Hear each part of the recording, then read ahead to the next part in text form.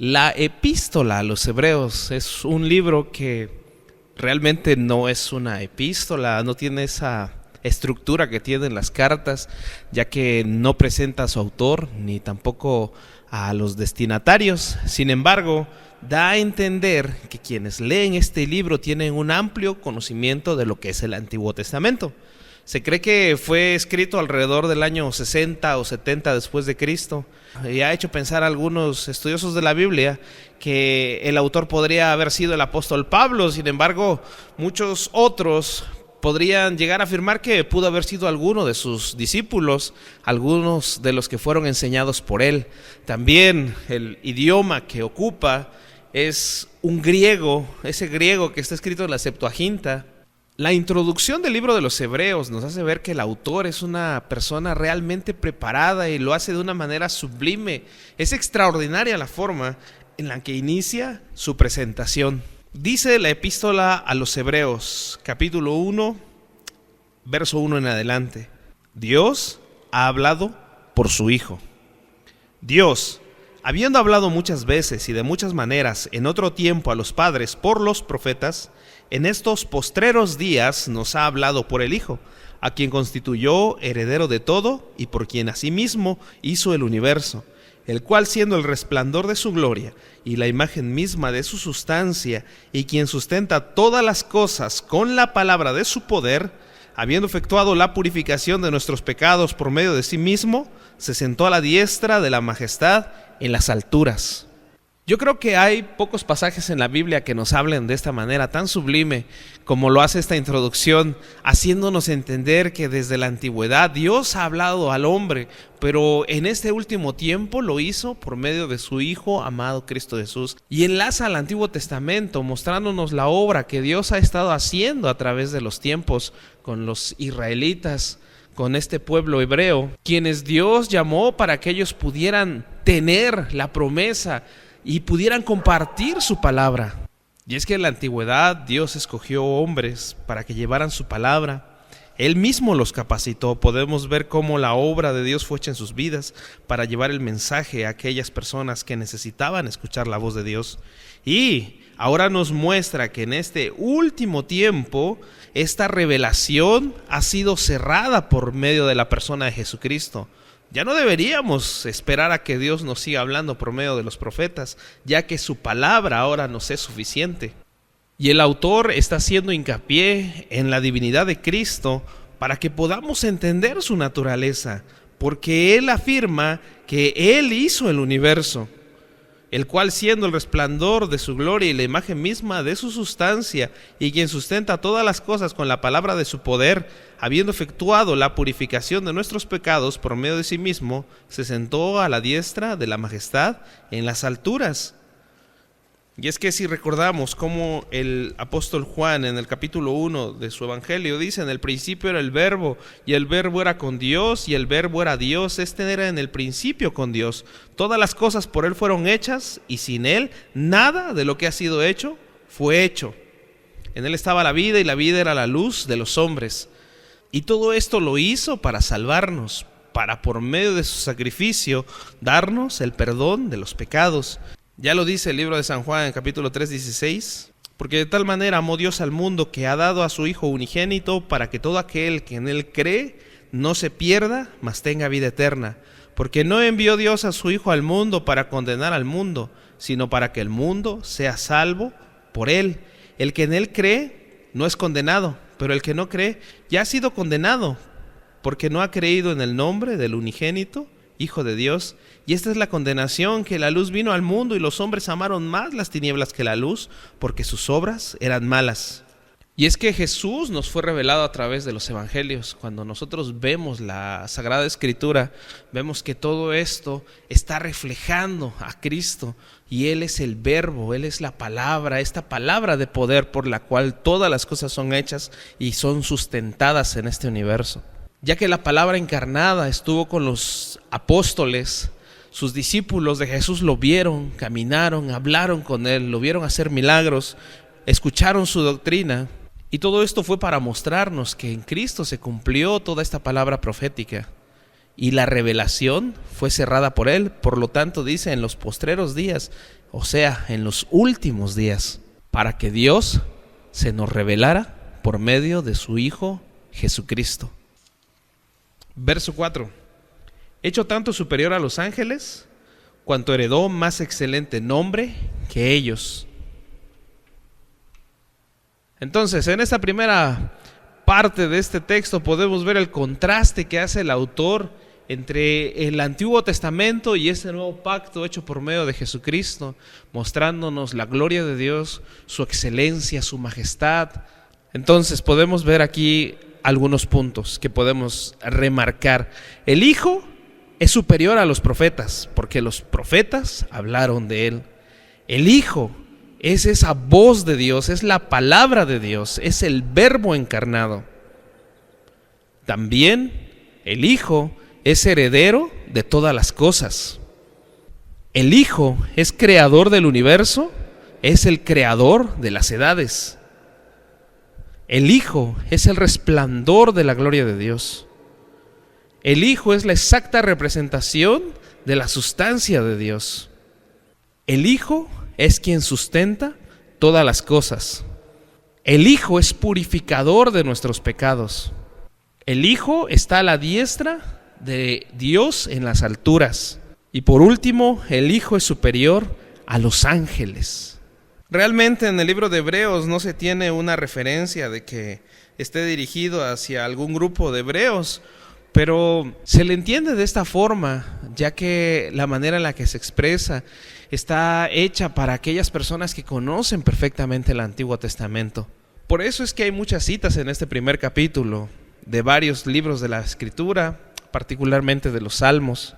Y es que el autor está tratando de hacer que los lectores puedan entender la divinidad de Cristo, no solamente como alguna forma muy particular de verla, ya que inclusive en nuestra actualidad muchas personas tienen confusión acerca de la divinidad de Cristo. Algunos piensan que Jesús, que Cristo es criatura, que es creación de Dios.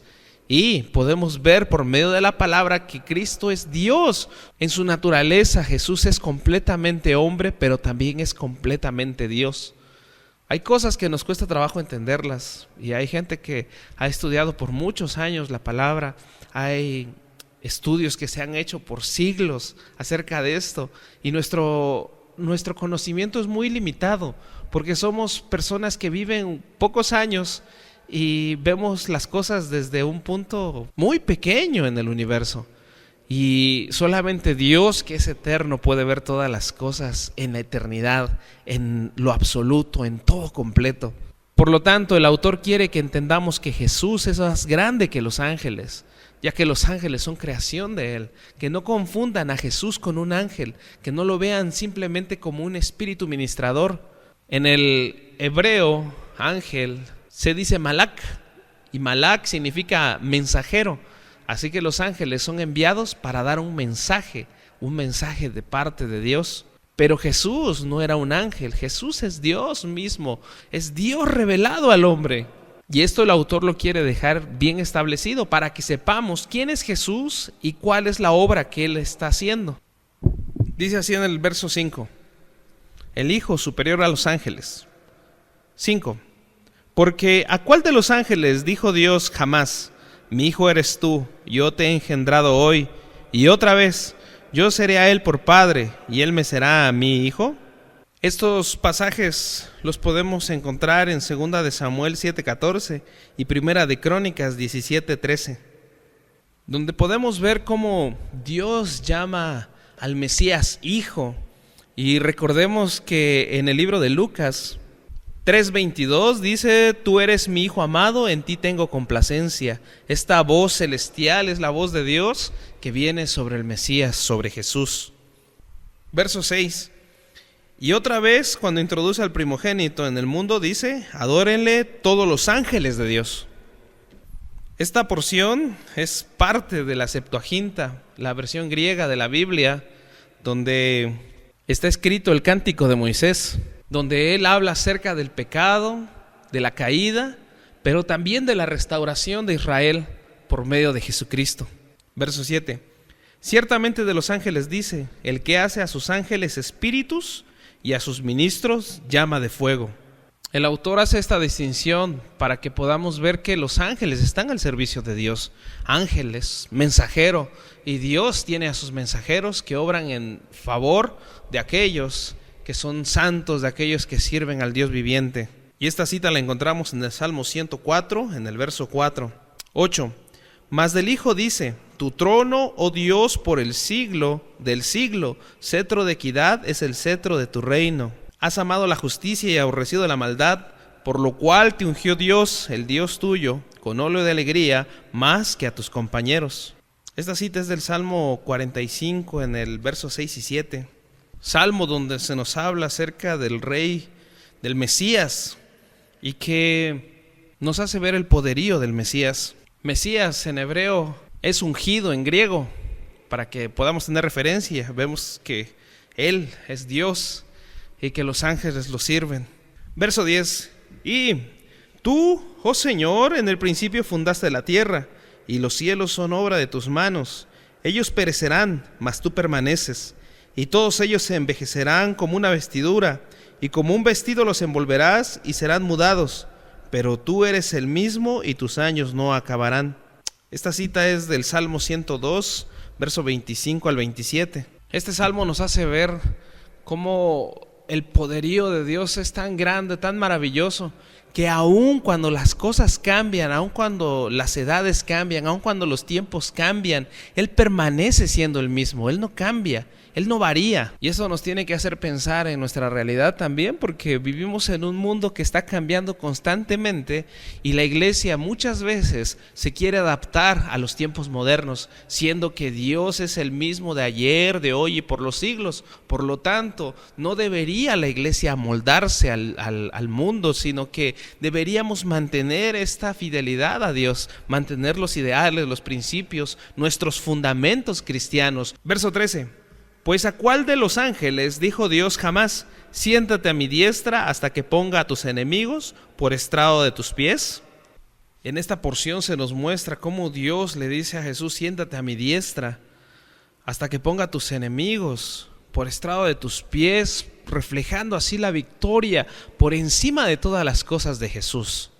Y es que un día todo este sistema que hay en el mundo se va a terminar, la rebelión va a cesar y los santos en gloria vamos a triunfar para estar siempre con el Señor, en su presencia, en su gloria. Haciendo énfasis en esto, el autor nos vuelve a mostrar de nuevo que Jesús es superior a los ángeles. Y por último, en el verso 14 dice: ¿no son todos espíritus ministradores enviados para servicio a favor de los que serán herederos de la salvación? Vemos pues cómo llega a su final el argumento del autor para enseñarnos que estos ángeles están puestos al servicio de aquellos que somos salvos, aquellos que el Señor predestinó para la salvación. Y cómo el Señor Jesús es infinitamente superior a los ángeles, ya que están a su servicio y están para servir, porque eso quiere decir ministro, ministrar, servidor, servicio, ministración. Y es así como llegamos al final de este primer capítulo. Esperamos que podamos tener en Dios esta oportunidad de meditar en su palabra, en lo que hemos leído, y cómo el Señor de una manera tan maravillosa nos habla al corazón, que nos escribió con siglos de anticipación su palabra, con miles de años de anticipación, para que nosotros pudiéramos tener al alcance nuestro su palabra. No despreciemos esto, no lo rechacemos. Hay muchas comunidades alrededor del mundo que no tienen una Biblia en su idioma, pero gracias a Dios nosotros tenemos la oportunidad de conocer a Dios por medio de su palabra, de tener su voluntad en nuestras manos para poder llevarla a cabo. Seamos personas que escuchan, seamos personas que hacen su palabra, que viven su palabra. Gracias a Dios por la oportunidad que tenemos de meditar en ella, y también que esta palabra haya dado fruto en nuestros corazones y que podamos ponerla en práctica donde quiera que estemos, donde quiera que vayamos. Gracias a Dios por esto. Vamos a orar. Bendito Dios, Padre de misericordia, nos hemos llenado, Señor, de alegría y de gozo al ver cómo tú estás hablando, Señor, desde la antigüedad hasta hoy, Señor. Te damos las gracias porque sabemos que tú tienes un plan maravilloso con cada uno de nosotros. Bendice a cada una de las personas que estamos estudiando tu palabra, que estamos meditando, Señor, en tus promesas. Haznos, Señor, instrumentos fieles en tu obra, que podamos ser útiles donde quiera que estemos, donde quiera que vayamos, que tú te exaltes en gloria, Señor, en nuestras vidas y que permitas, Señor, que otras personas lleguen al conocimiento tuyo, al conocimiento de tu palabra por medio de nosotros. Que nos uses, Señor, usa nuestras manos, nuestros pies, nuestra boca para llevar las buenas nuevas de salvación, Señor, a aquellas personas que viven en oscuridad, a los que están sufriendo, a los que están, Señor, pasando por momentos difíciles. Que tu palabra les traiga libertad, que les traiga bendición, que les traiga vida, Señor. Gracias por este tiempo y todo te lo agradecemos, Padre, en el poderoso nombre de tu Hijo amado Cristo Jesús. Amén. Amén.